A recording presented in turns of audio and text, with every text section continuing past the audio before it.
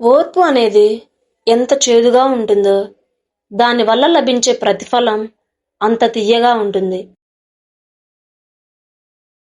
అజ్ఞానులు గతాన్ని గురించి, బుద్ధిమంతులు వర్తమానాన్ని గురించి, మూర్ఖులు భవిష్యత్తు గురించి మాట్లాడతారు. మనం మన కోసం చేసేది మనతోనే అంతరించిపోతుంది. ఇతరుల కోసం చేసేది శాశ్వతంగా ఉంటుంది. ఒకరికి మేలు చేసే పని ఏదైనా గొప్పదే. ఒక గొప్ప పనిని నిజాయితీగా చేయాలని ప్రయత్నించే ప్రతి మనిషి గొప్పవాడే. మన వలన సమాజానికి మేలు జరగకపోయినా పర్వాలేదు, కీడు మాత్రం జరగకూడదు. జ్ఞానం అంటే తనను తాను తెలుసుకోవడం, తనను తాను నియంత్రించుకోగలగడం. జ్ఞానానికి, దీపానికి ప్రత్యేక గుర్తింపు అవసరం లేదు.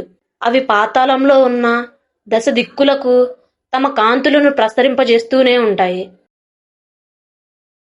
ప్రేమ, డబ్బు, జ్ఞానం, చదువు దేనికోసమైనా తపన పడుతూ పిచ్చివాడైపోవడానికి అది తప్పకుండా దొరుకుతుంది.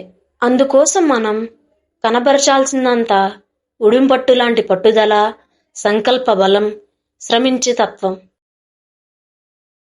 రోజు నీకు నచ్చిన భంగిమలోనే ప్రతికార్యం జరిపితే తొడల మధ్య సుఖాన్ని చూస్తావేమో. అప్పుడప్పుడు ఆమెకు నచ్చిన భంగిమలో ప్రతికార్యం జరిపితే తొడల మధ్య స్వర్గాన్ని చూపిస్తుంది. బెడ్రూంలో భార్యకు స్వేచ్ఛ ఇవ్వడం అంటే మనకు మనం స్వర్గాన్ని ఇచ్చుకోవడమే.